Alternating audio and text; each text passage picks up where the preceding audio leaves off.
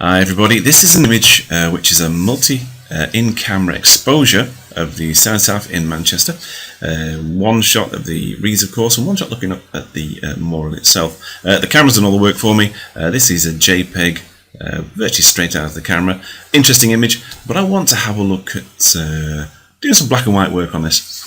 Now we could go into the adjustment panel and choose black and white adjustment, but this is Photoshop CC. So we have the option of going up here into filter. So just click on that, mouse down it, and we now have the camera raw filter available in the filter gallery. I think I do most of my black and white conversion work now just using a camera raw filter.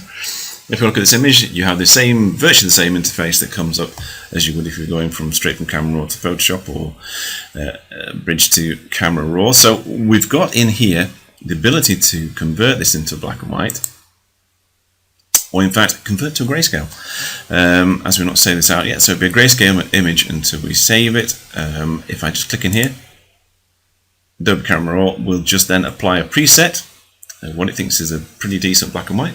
And of course we've got the flexibility to move things around. So if I just sort of decide that the reds need brightening up, I can either use the sliders or I can go across the tool over here, which is the targeted adjustment tool. And if I just mouse down in these areas which I want to move, you can see the sliders move on the other side there. We can target areas where we want to change things. And simple as that, we've got an interesting black and white conversion going on before and after. So we've got the preview button up there to have a look at. We can save this out or just click OK and take it back into Photoshop, or we can do some extra work on it, and maybe you want to just take the exposure down and maybe get it a bit more contrasty, take the highlights up a bit.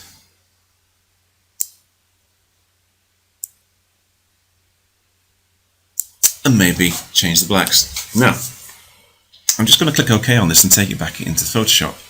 You can see here we've got all these sliders are moved. If we go back into the convert to grayscale, we've got all these sliders moved. Let's just go back in again. Click OK, and that'll change things around. Don't forget, of course, if you've got your history option open, we can always go back through history and work it again from the original image. Now, I want to go back in and do a bit more work. Maybe there's a bit of noise, whatever else, what's happening. If I go back into filter, go back into camera raw again, remember how the sliders are all over the place? If we go back in again, it treats it as a new image. So all the sliders which you defined previously, let's go back into here. You can see here as well, all these sliders, we have to convert it again to black and white. Nothing's going to happen really. Which can mean that we can't go back in and fine-tune it. We can go back in and alter things. We'll take the exposure down separately. So we need to have a way in which we can actually have a bit more flexibility in the whole thing. If you're doing the image and just take it into the camera raw filter once, great.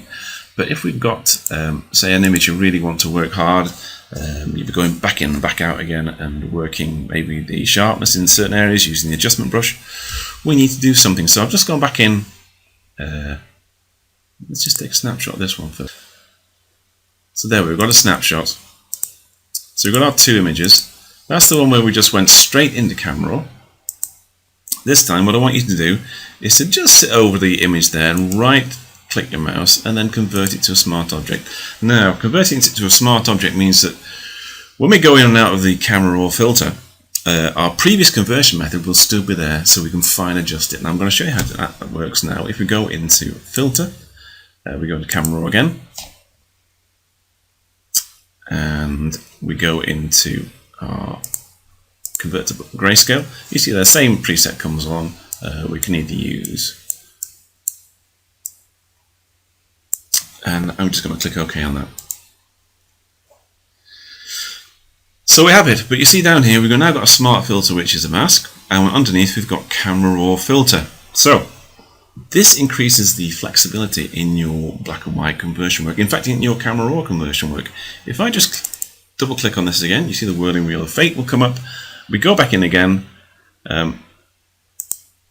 If I look in here, our previous conversion is still there, so we can fine tune. So if you convert to a smart object and use the camera raw filter, you can keep going in. Maybe that blue was too much, take that out, and we still have all the other options available as well. You can pop the contrast, take the shadows down, and if I click OK again, we'll come back out again and see how different that is. Let's go there. That was our previous conversion. This is our next conversion. Maybe you're thinking, oh, I don't like that. Well, you can always go back to your previous history state. Or if we're on here, we can go back into our camera raw and tweak things a bit, because it comes up again. And all the things we've done in here, we can rework it. We can go back into here, have a look around, fine tune things. We can look at all the other tools in there. We can start doing a bit of sharpening. If I hold down the Alt key, I'm on a Windows machine. We can just hold down the Alt key and put some sharpening into some areas. That's just a black and white mask, and if I just keep the Alt key down, I'll just sharpen up those edges there. You see how over sharp it is. And if I do that, let's just over sharpen it. So I've over sharpened the whole thing. Take it back in again. See how gas it looks. Well, we can go back in history, or again, double click on your camera raw filter at the back there. Let's go into the sharpening and let's just take that out.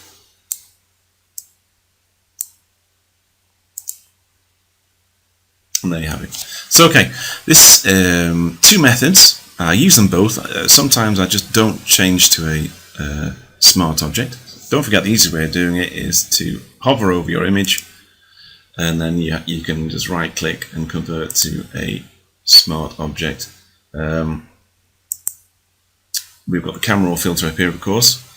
We've also got convert to smart filters over here as well. And that's grayed out because it's already converted to a smart filter. If I go back in here, we can go filter, convert to smart filters. And you see again, you get that little doohickey sign at the bottom there. And everything's available to you again. So okay, that's a quick look at camera raw filters with a black and white conversion. One method not using smart filters, and the other method using smart filters. I hope that's been interesting for you. Don't forget to go on the blog. There's lots of this sort of image around there at the moment. Until next time, of course, bye for now.